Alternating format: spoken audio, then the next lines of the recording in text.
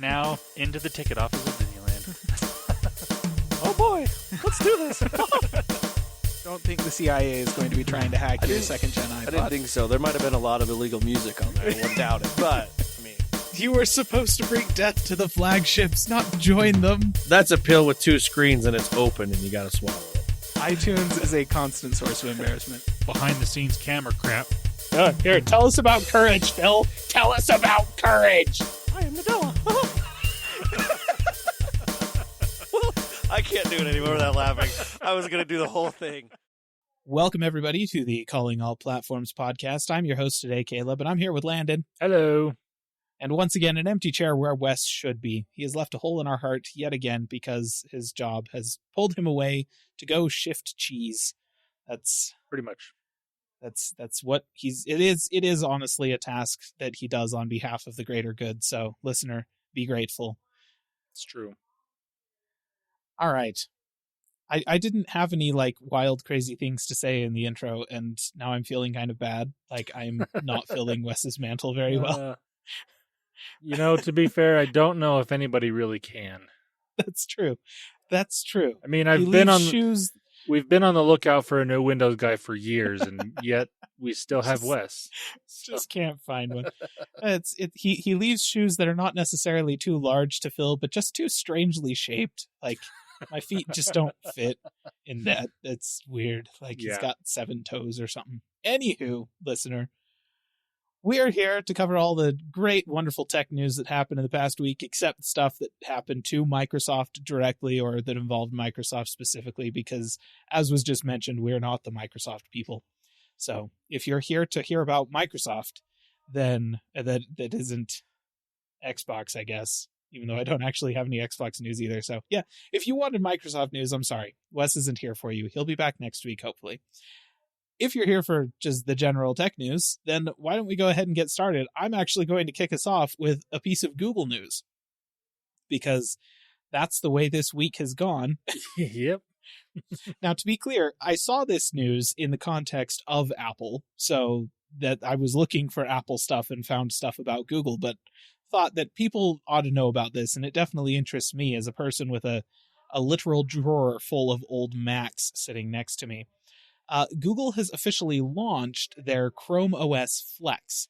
So this was something that they initially announced was going to be coming, and it was actually in beta about this time last year, after they purchased a company that I can't remember the name of, but they had essentially made a version of Chrome OS that could be distributed onto older devices via the cloud, basically giving you the opportunity to do kind of a live boot USB stick and then install via the web in sort of the same way that Linux distros do. So they were just kind of doing that, except it was the full fat version of Chrome with all of Google's features and stuff like that, not just the open source Chromium OS. So it's been in beta for a year, but now it's officially available for, I believe Google said they had vetted 400 different specific devices for use with this thing, which, I mean, in the realm of all of the used laptops on the planet, obviously that's not a huge number. Yeah. But this is essentially a bootable OS image that lets you retrofit Chrome onto older non-Chrome devices, and it does include old Macs. So any old Macs that you've got sitting around that you might want to try and breathe some new life into, this is an option. It's essentially going to let you experience a lightweight access to the modern internet and modern internet features that you don't have with whatever the OS that your old laptop is running. And that's why I feel like this is better for Macs. Because if you have an old laptop that was running Windows, was running maybe Windows 7 or something like that, odds are pretty good you can still download a modern browser for that, because Windows 7 was supported for so long. And even if you can't, it is pretty darn easy to get Linux onto that thing, or heck, even just Windows 10. It may not run super fast or super smoothly, but put an SSD into it and it's probably fine, But with Macs, once they are no longer supported. The OS is no longer being updated by Apple, and they update their OS every fetching year. Suddenly you you get left behind on stuff as simple as like, oh yeah, we updated the browser to support HTML5, and your Snow Leopard machine just doesn't. Yeah. So in those situations, you're kind of reliant on the makers of stuff like, I don't know, Snowfox and whatnot that make these open source browsers that are compatible with those old versions of Mac OS. But it's just not, it's not a great experience to use those. And yes, it works. Like, I hear you, the Mac people that are like, no, I'm still using my G4 iMac. It works great. Look, I think you're using great wrong in that sense. Right. Yes, it is functional. I will grant you that. But being able to put something that is built around the modern internet onto those machines would be a better experience and would breathe new life into them for situations where you kind of just want something for checking email, browsing the internet, doing basic research, stuff like that. So there's a couple of caveats for this. Currently does not include the Play Store at this time. So you're not going to get access to the Chrome quote-unquote apps, which are basically browser plugins, or the Android apps that are associated with those. I imagine there's like a bunch of emulation that has to happen in order for the Android apps to run, and they probably don't want to commit to making that work on old as crap laptops, so I understand that. The other thing is that it does require a few things. So it requires an x86 processor. So if you're talking about Macs, that means it has to be post the transition to Intel. It also requires 4 gigs of RAM and at least 16 gigs of hard drive space. But to be honest, if your computer doesn't have more than 16 gigs of hard drive space, what? How have you been? I'm sorry, phones have had more than 16 gigs of hard drive or storage space since frickin' like when did Apple finally switch from their lowest one being 8 gigs? Was it the iPhone 6? It was either the 6 or the 6S. Far too long into the series. It was. You're not but wrong. It was, and by that point in time, pretty much everybody else had ditched 8 gig devices. I think it was the 6 or 6S. One of those. Yeah. And that was like a decade ago almost. So, yeah. Okay. And it's also worth noting that this is going to erase the existing operating system on the device. It's not like you can install this alongside something else and dual boot. That's just not what this is. If you really want to do that, there are lightweight versions of Linux that you can dual boot onto even old Macs, but getting that set up is kind of a pain in the butt. So if you're not pretty technical, then probably just don't bother. Don't worry about it. But yeah, so that's Chrome OS Flex. I feel like it's a pretty cool thing, and I'm happy it exists, and it is free, because it's Chrome. Like Chrome is free. The software is never the reason that Google has, that's why Chromebooks are so cheap, Yeah. Google does not charge a licensing fee for Chrome OS because they get their money from you using Chrome OS, and they harvest all your data out of that. So, it's something to be aware of if you decide that you want to try this out on your laptop. But yeah, so Chrome OS Flex, it's now live out of beta and can be used right now. Google has a blog post / help article thing that you can look at that will guide you through the steps of how to download the thing, get the boot drive set up, and install it onto your computer. And they also have a list of the devices they have validated it with. That doesn't mean it won't work on other devices. It just means they're not guaranteeing that it will work on other devices. But as a general rule of thumb, if your laptop is newer than about 2010, especially if your Mac laptop is newer than about 2010, you're golden. So there you go. I want someone to try and put this on like an old phone. It would have to have an x86 processor, though. I don't know of any phones that ever had an x86 processor in them. Well, actually, did like those really old Windows PDAs have x86? Like they might have had Intel, some variation of a Pentium processor in them. I feel like those were all older than 2010, so it probably wouldn't work still, but it's a thought. Yeah, I don't know. Okay, I did just find. Oh. This article says the last x86 Android device that's widely popular was the Asus Zenfone 2 from March of 2015. What? So there you go. What? So there were some Asus? Android phones that had this. What the F? Asus? Okay, and so it's newer than 2010. Like that's a modern smartphone. 2015, it probably had at least 16 gigs of storage on it. So as long as the thing had more than 4 gigs of RAM, theoretically, you could give it a shot. That's wild. The Asus Zenfone 2, was it? Yep. Okay, I'm making a note of that. Because I want to look up how much those are on eBay and then try this out. That would be really cool if you could put this on a phone. Yeah, It would be very seriously similar to using a phone like a Windows, whatever, like those old Palm phones that had Windows on them. right. I had a Palm Trio that had. It was just called Windows Mobile, I think, right? Yeah. Because Windows Phone was later, was Yeah. the revamped version. So I'm looking it up. This phone does have 16 gigs. That's the lowest storage option available, is 16 gigs of storage with 2 gigs of RAM. Oh, dang it. 2 gigs of RAM. There is a 4 gig of RAM option. Is there? Okay. Okay. So you have to get one of the 4 gig ones. Why did they put an x86 processor in a phone? Those are like that is the least power efficient processor architecture that we have. It's an Intel Atom Z3580 is the 4 gig of RAM model. Oh, that's not a good processor. What the heck, Asus? What were you thinking? I mean, they weren't, obviously. I mean, the Zenfone. So I want to say the Zenphones were ones that you could connect to a bigger screen, like a tablet device.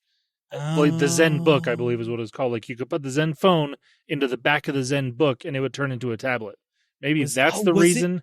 Was that the one that had like that weird like sister dock thing that was sat like upright behind the monitor?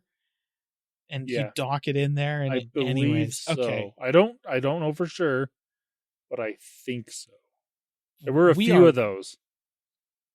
We are super into the weeds here, listener, but honestly, this is the kind of information I feel like the world needs to know. Yeah. So yeah, I'm going to be looking to see how much those things are on eBay, and if they're not exorbitantly expensive, we may be trying this out. Oh, wild. Okay, so yeah, there you go. Google News from me. So that's odd. Yep. That's all the tech news that I have. So I'm going to go ahead and turn the time over to Landon to cover the Apple news, presumably. I don't. Well, I mean, I do actually have some Apple news, but we'll get to that in a little bit. First off, the most important thing that happened this week was nothing. And something, all at the same time. But first, let's talk nothing. So, nothing finally, officially, fully unveiled the Nothing Phone 1. And I didn't actually watch the event, but from what I understand, it was not great. Which, I mean, I guess they were trying to do some different things, trying to be a little, Carl Pei, but it just wasn't good from what I understand. Whoops. Yeah. It happens. Yeah. It's okay, man. We all have bad days, Carl. You just push through. You'll make something of it eventually. Oh, he always does. Anyways, let's talk about some specs on this thing now that we have official specs on the device. It has the Snapdragon 778G Plus CPU, so this is a mid-range type device, which is what we were expecting. Although, it does have 120 Hz, 6.5-inch display with HDR10 Plus and 1200 nits max brightness. So, pretty decent display. Solid. Yep. Can't complain about that. Now, it doesn't have It's not the LTPO display that is the like it changes from 1 to 120 hertz, Right. It does go from 120 to 60. You can have that option depending on how you're using the device, which is beneficial, but it's not like how the Pixel phones or the iPhones are with the variable refresh rate there. Right. The battery is a 4,500 milliamp hour battery, so decent size. Nothing huge, but good enough. It's got a USB-C port. It is running Android 12 with the Nothing OS skin, which is basically stock Android with a few little customization tweaks here and there. Nothing crazy, but that's, I think, a good thing. The front camera is a 16 megapixel camera. The rear cameras are a 50 megapixel main and a 50 megapixel ultra wide. This does have 5G on it, but like we have mentioned before, this is not coming to the US, and it can work on AT&T from what I understand, but it does not connect to AT&T 5G. So I think that's part of the main issue. It's not coming to the US is because it cannot work on any of the 5G networks in the US, which is kind of, as a marketing thing, a big deal. As a reality thing, doesn't matter. But they got to have it in marketing, so it's not coming here at the moment.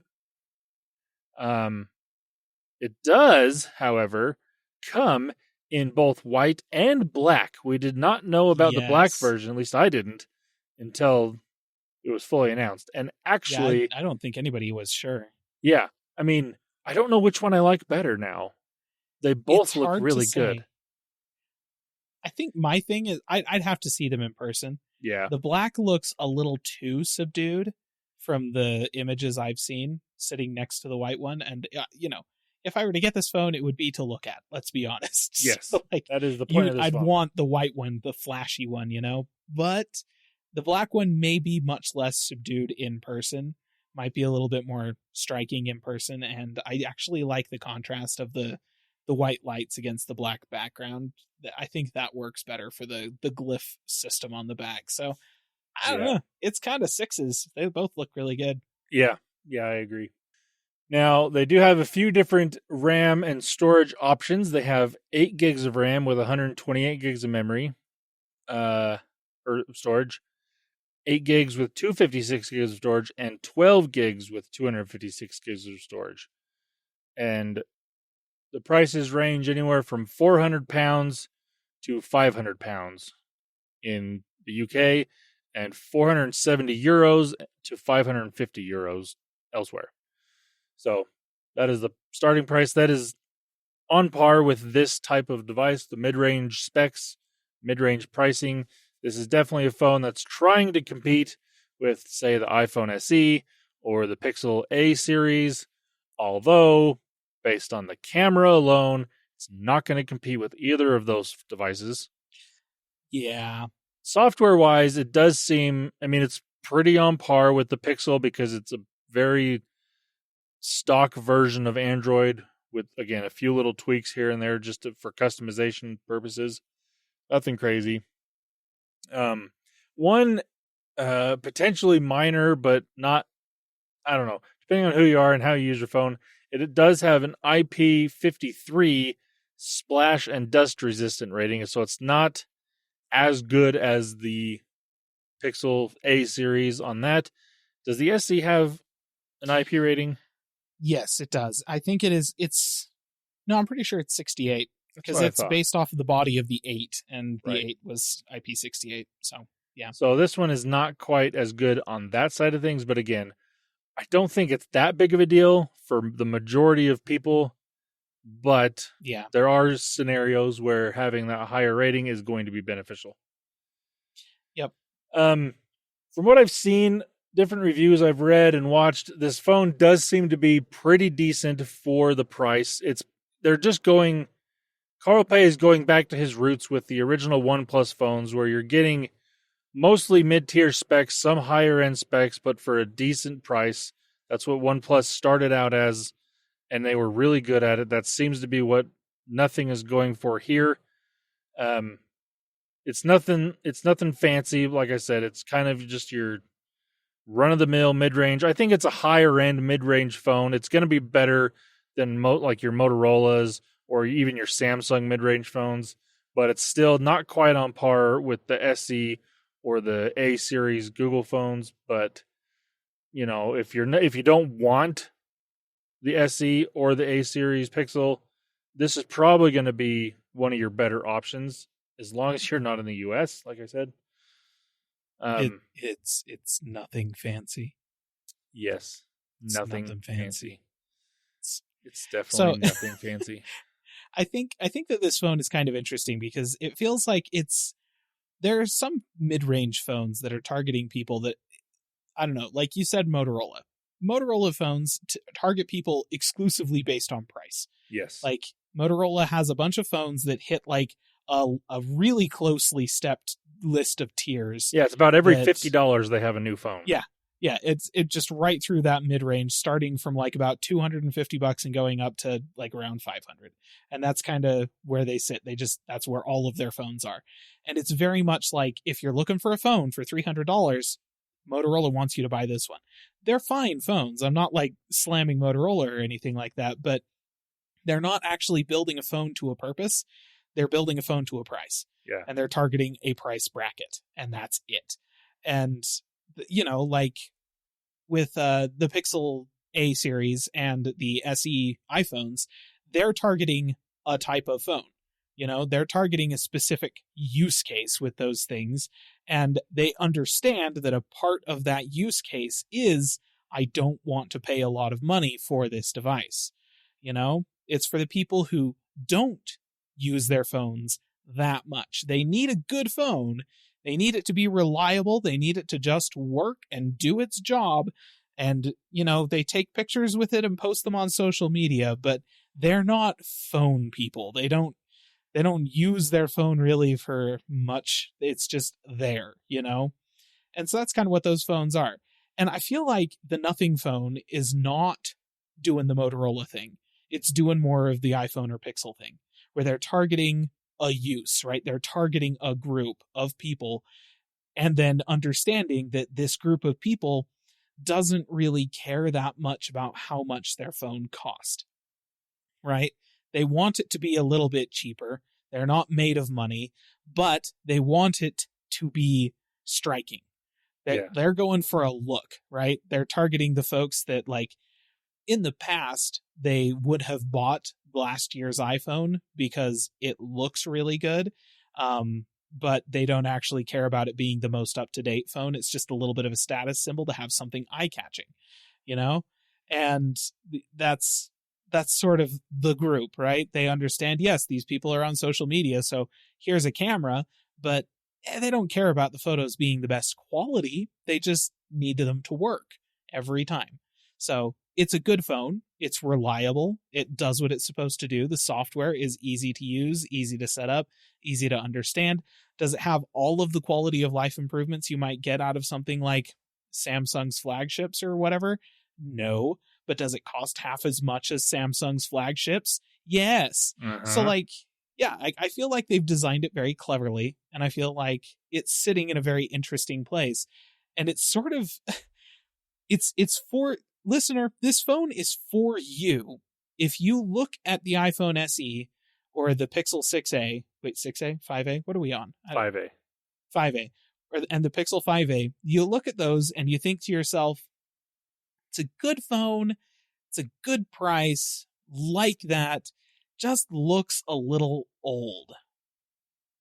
If that's what you're thinking when you look at those phones, this is the phone for you. It's a good phone at a very similar price, and it does not look like anything else on the market. It looks quite futuristic and very striking. So, yeah. And it's got, I really like the design. It's got that new iPhone design. Like the sides are that aluminum flat edge, which I really like. And then you've got the back, which is the main feature of this device. It's got that glyph interface with the 900 LED lights on it, the transparency thing going on. It looks more modern and, for lack of a better term, futuristic than any other phone, especially at that price point.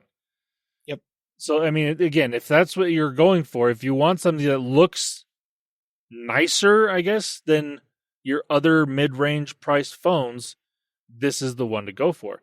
And unfortunately, the majority of the people, I mean, most people anyways have a case on their phone, and especially people in this price category will put a case on their phone.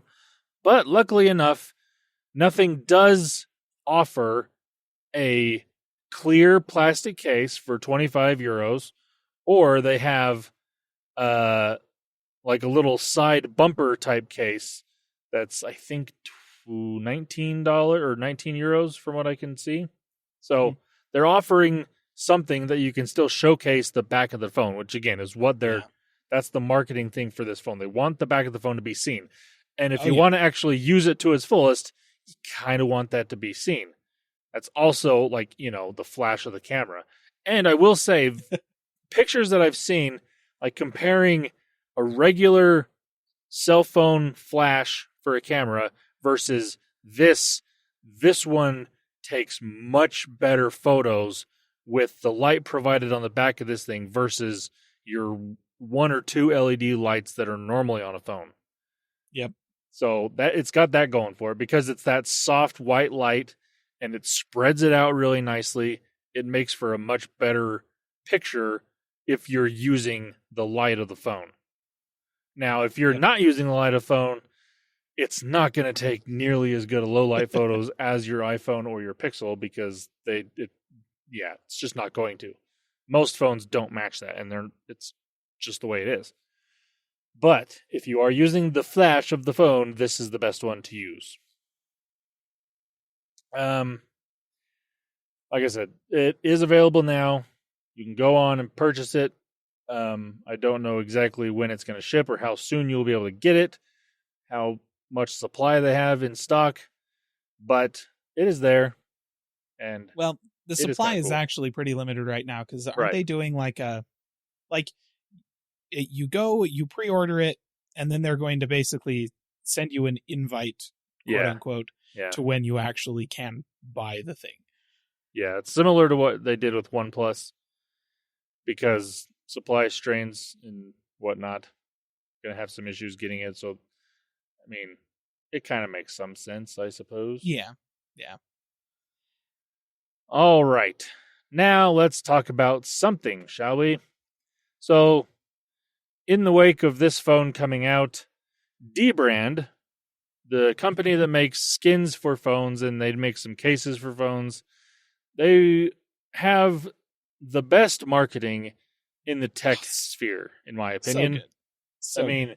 If you look them up on Twitter or Instagram for that matter, some of the snarkiest, best replies you'll ever find. It's outstanding. It's great. They are a good follow. Even if you don't buy anything from them, go follow them because it's entertaining. Honestly, at this point, I just need them to get into a Twitter fight with Wendy's. Oh my gosh, that would be so good. I'm not sure who would win, but I want to see that. It would be so entertaining and so worth watching. I suppose I already know what would happen. This would be like the crossover comic series where they have Superman fighting Captain America or something like that, because obviously Captain America would stand a chance in that matchup. Anyways, point is, what actually happens is the heroes fight with each other for a couple of minutes, and then out of nowhere, a third bad guy shows up, and then they team up to beat them, and that's how it ends, and nobody's actually gets their answer resolved. But what would happen is Wendy's and Dbrand would start fighting on Twitter.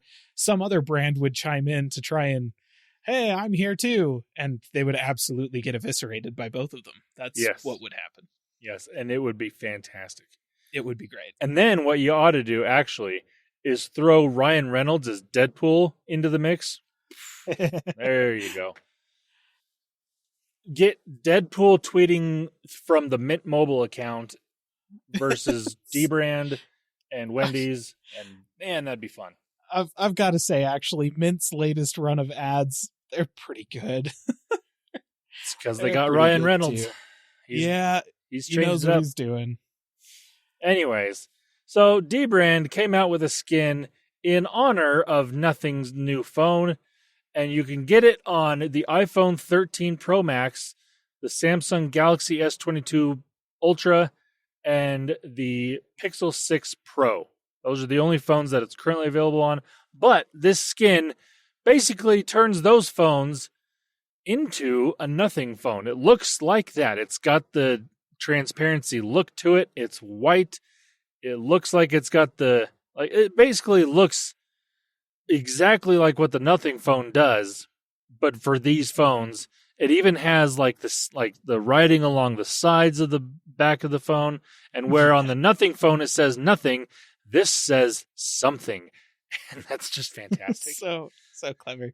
I love it. It's like it's the obvious way to rip this off, but they just did it so well. And because basically what they've done is they've taken the skins for the backs of these devices that they already had, that are the quote unquote teardown skins. Yeah, that make it's basically an image of the inside of these phones as if the back glass wasn't there.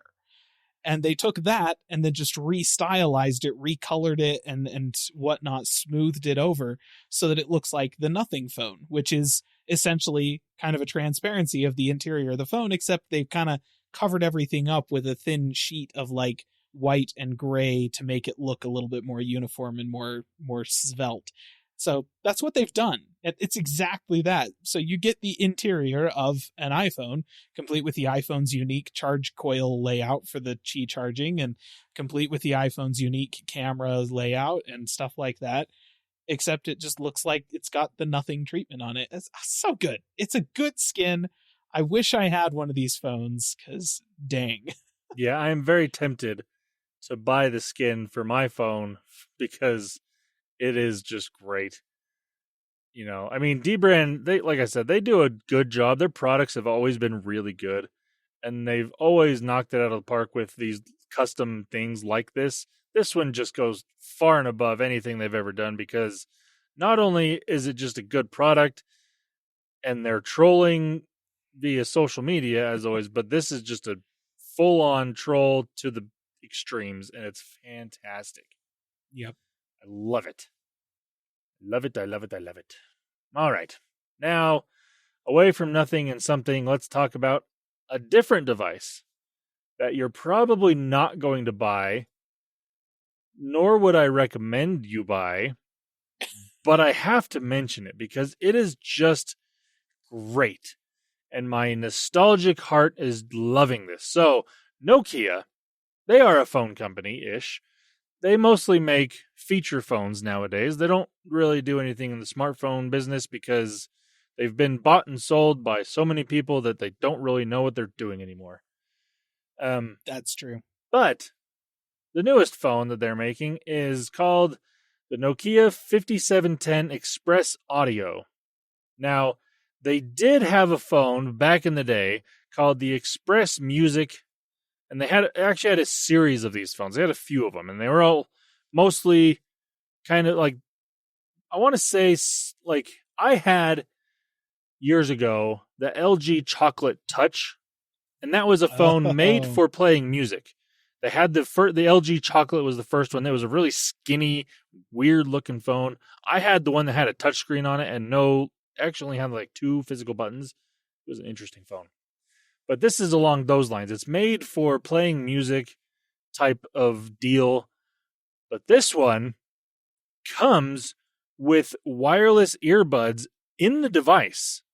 That's so wild. So, like, if you're looking at the front of the phone, it looks like your traditional candy bar style phone from, the early 2000s. It's got the, 2-inch screen on the front. It's got your number pad on the bottom with the, a couple other arrow keys and whatnot to navigate your way through the software. But then you flip it over and you have this little sliding feature on the back, and you slide it down, and there appears 2 wireless earbuds that you can use to listen to music from this device. And it's fantastic. Now, oh my gosh. If you don't want to use these earbuds for some weird, like if you're buying this phone and you're not using these earbuds, I'm sorry, you're wrong. But it does have a headphone jack if you want to plug in your own headphones, because you have an old style phone. You have to have an old style headset, right? Right. No, fair. You should be using the Bluetooth earbuds with your old school phone, because that's how it should work. Holy cow. Now, these aren't anything great. They're saying you can expect about 4 hours of music playback and about 2.4 hours of talk time for these earbuds. But they charge in your phone. So if you're not using them, just put them back in your phone, put it in your pocket. You don't have to carry a separate case like you do with every other wireless earbuds. That's the benefit here. I mean, come on. Yeah. It's fantastic. Yep. Holy cow. No, yeah, I pulled up a picture of this just so that I could look at it. And, like, I should not buy this. But. I mean, it is really decently affordable. Now, I'm only seeing UK pricing. I'm not seeing anything I don't know if this is coming to the US or not, but it's only £75. Holy cow. So it's like $100. It's not expensive. Like, you get a set of wireless earbuds and a phone attached to them for less than the cost of, like, AirPods. Yeah. Not Good a bad deal. grief. Now, I can't guarantee these earbuds are any good. Like I said, the battery... They're probably not, let's be honest. Yeah, I mean, we already know the battery is not great.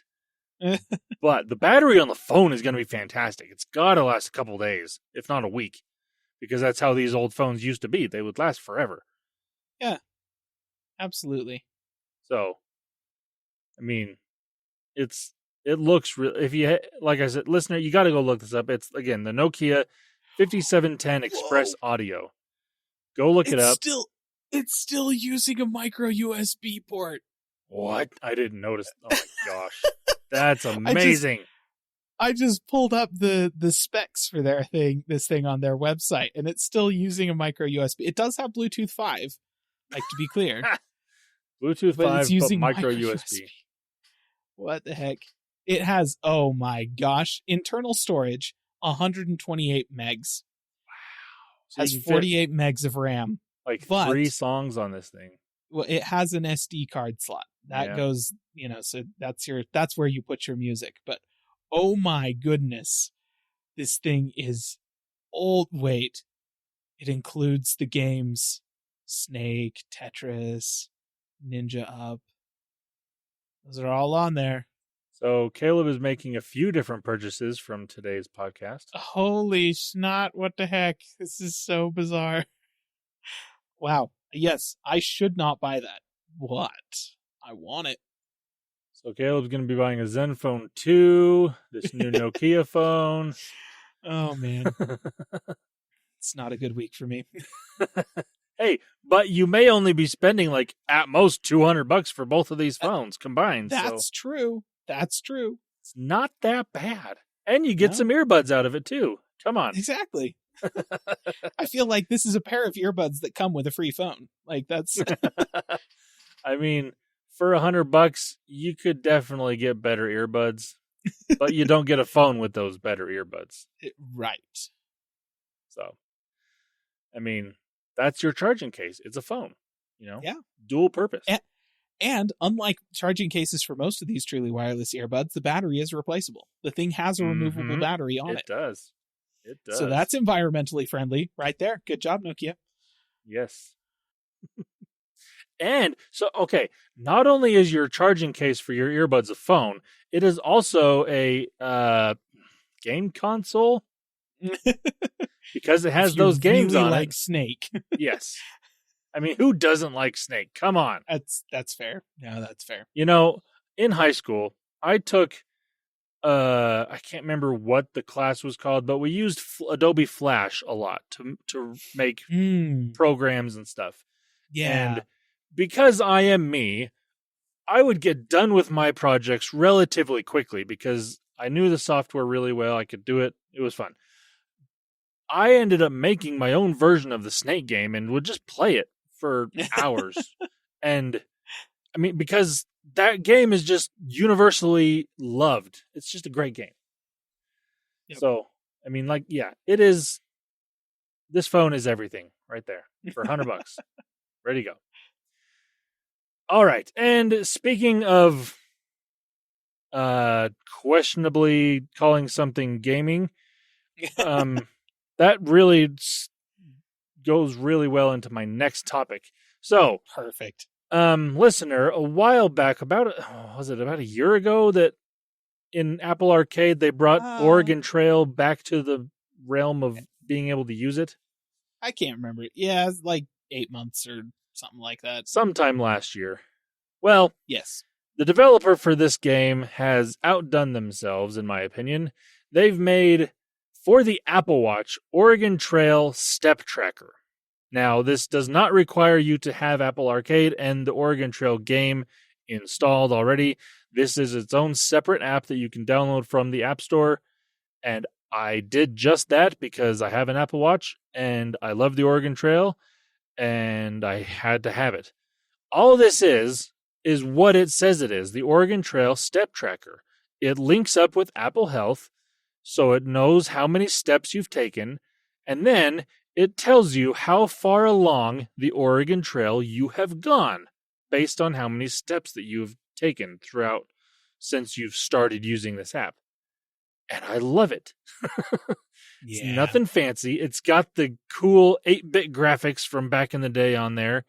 You can choose your character. It's got about 10 or 15 different characters you can choose from, which is kind of nice. And then it shows how far along you've gone. It gives you a zoomed out map, as they call it, of all the different forts that were along the Oregon Trail and how far you are getting towards those. But then if you zoom in, as it says, it shows all the different camps that most people would have made doing the Oregon Trail and how close you are to those. And it is great. It does. The only notification that I've gotten from this app so far is about once a day. It notifies me, hey, this is how far you are along the Oregon Trail. Simple as that. And then you can go in as often as you want to check it. But, I mean, having the once a day notification is good enough for me.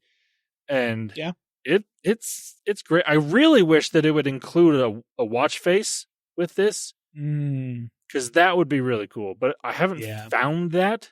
There may be one somewhere, but I haven't seen it, so I don't think there is one. But that would be great. Other than that, I really, really like it. It's just another way to track your steps. If the little ring on the little activity ring that Apple supplies isn't quite good enough for you, this is a more fun way. You've got 8 months to get from Missouri to Oregon, and if you don't make it, you die in a snowstorm. So I really wish that it would, if you're not taking enough steps throughout the day, it would say that you died of dysentery or something like that. No, what I want it to do, I want future updates to also track stuff like your heart rate and your blood oxygen level and like all the other stuff that the Apple Watch tracks, and like watch those for symptoms of dysentery and that kind of thing, and then tell you like, hey, you might have dysentery. Just to freak people out. That would be fun. So yeah, that is the newest Apple Watch app that I'm really enjoying. Oregon Trail Step Tracker. Like I said, it is available in the App Store. I don't know if this would work without an Apple Watch. It is just in the iOS App Store. I know you can track steps with just a phone. They do have that capability. But when I downloaded it, it just opened up on my watch, so I don't know. I haven't tried on just the phone, but it is fantastic. So there you go. It says only for Apple Watch. Yeah, there it is. That would be kind of nice if they were to make something available for non-Apple Watch users. Yeah.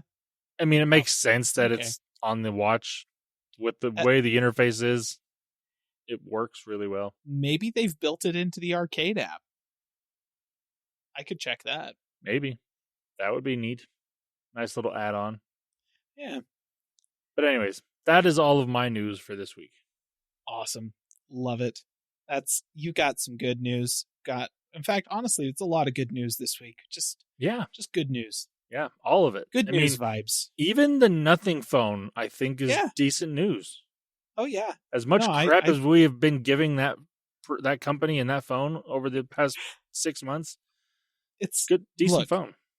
they named themselves nothing. They were asking for it. That's all. And they must have been expecting it, surely. Yeah, All right. I would hope so. Well, that's fantastic. And you know what? We're just going to go ahead and continue on with the good news vibes into our gaming news. I've got a couple of items for you, listener. First off, for all you Nintendo fans, I guess this wasn't originally a Nintendo thing, come to think of it. Bayonetta, which is a franchise that is not E for everyone, very much not so. About I guess she's technically a witch or something that fights evil? ? Using weapons formed out of her hair, which is also her clothing. So anytime she goes to, punch somebody with her hair, her clothes fly off.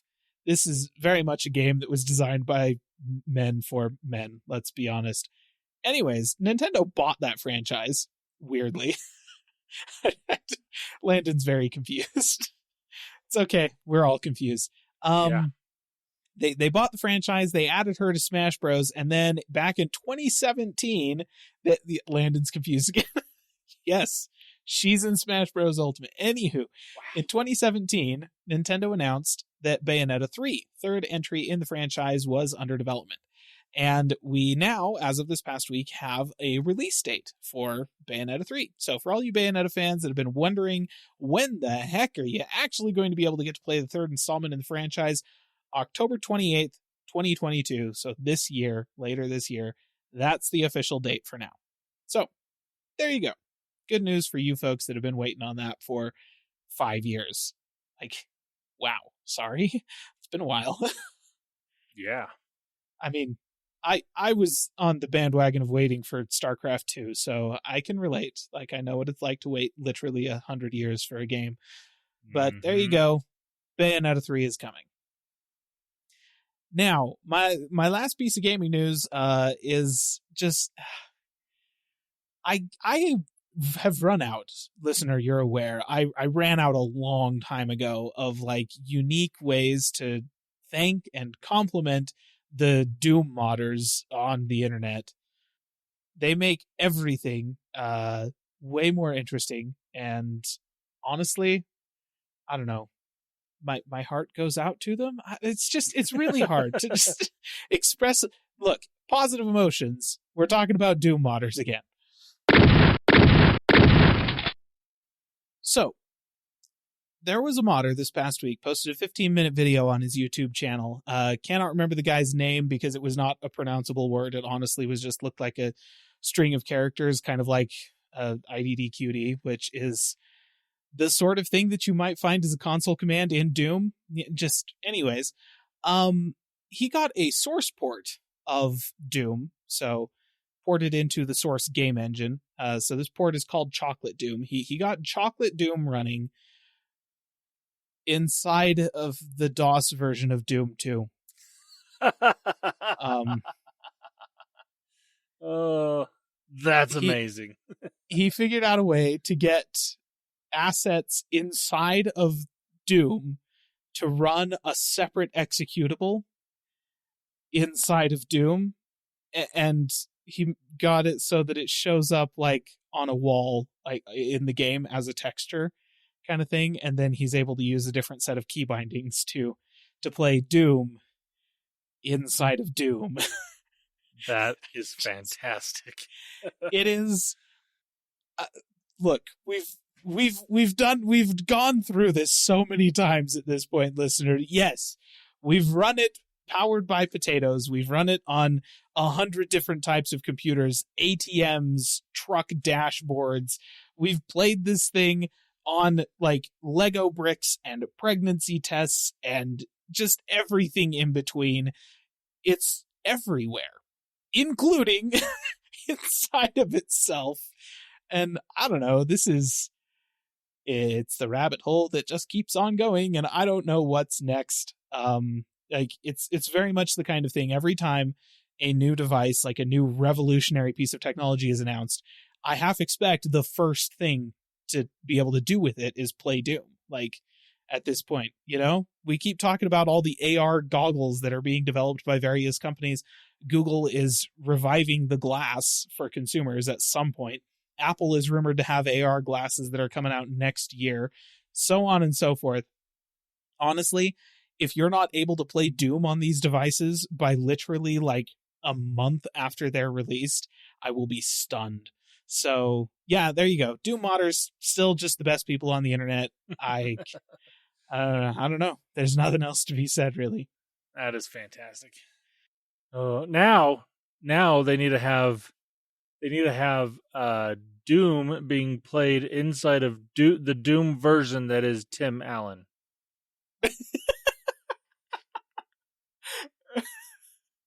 Yeah. Oh man.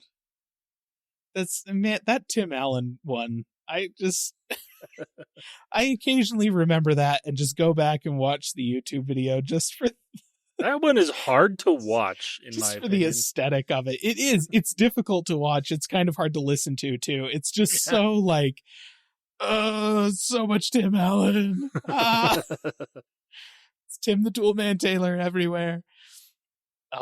It's good though. Like it's exactly the kind of wacky that I would expect out of something like that.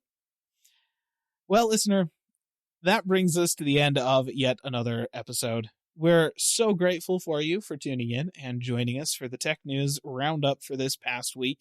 And we hope that we'll see you again next week. If you want to get in touch with us, you can do that on our social medias, on Twitter, Facebook at Calling All Platforms. You can also, send us emails at podcast@callingallplatforms.com. And you can find us on YouTube, Calling All Platforms Tech and Calling All Platforms Gaming, or Patreon at patreon.com/callingallplatforms. So hit us up if you want to do that. And otherwise, we'll talk at you next week. See ya.